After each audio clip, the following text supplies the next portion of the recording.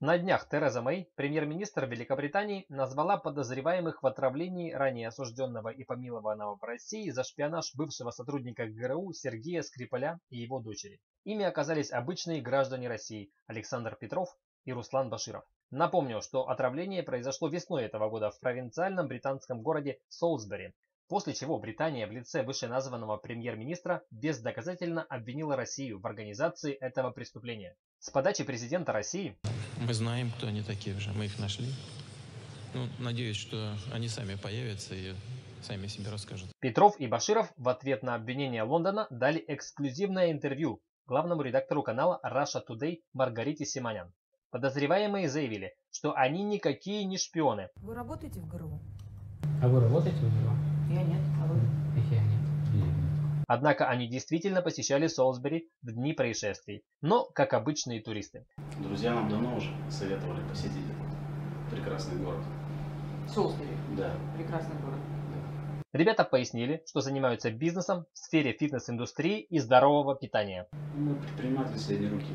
После этого интервью история с отравлением Скрипалей еще больше стала похожа на детектив, но уже с нетрадиционно сексуальным уклоном. К вопросу о нормальных мужиках. Вас вообще, так скажу, что объединяет? Давайте мы не будем лезть в частность. При этом каждая новая деталь в ней только увеличивает количество возникающих вопросов. Вы позвонили мне на мобильный телефон и сказали, что вы Руслан Баширов и Александр Петров.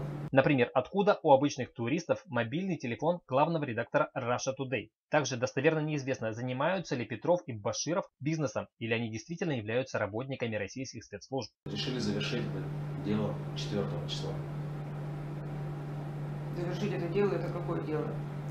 Посетить. Однако по ребятам сразу видно, что они говорят правду. У меня, например, не возникло сомнений, что они являются специалистами по спортивному питанию, которые просто любят путешествовать в необычных местах. Помперецкий собор.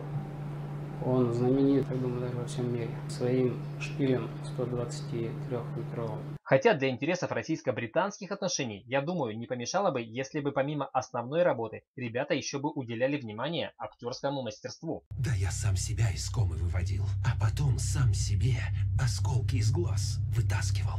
Но я сделал вид, что это шоу цирка дю Солей. Да и вообще, учитывая шаткость международного равновесия в современном мире, Маргарите Симонян нужно было закончить интервью сразу после слов ребят о том, что они не причастны к преступлению. Кому вообще интересны эти подробности? Она бы еще спросила, почему они решили отравить, а не застрелить Скрипалей.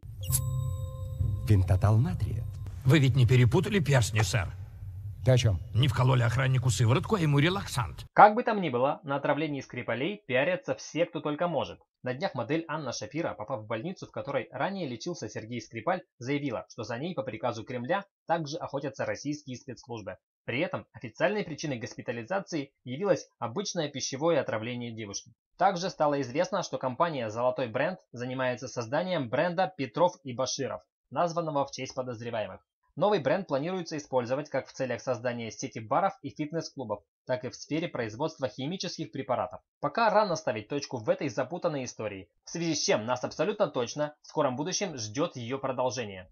Друзья, подписывайтесь на канал обо всем с юмором, чтобы быть в курсе самых последних шпионских новостей с долей авторского юмора. Спасибо за внимание. Пока.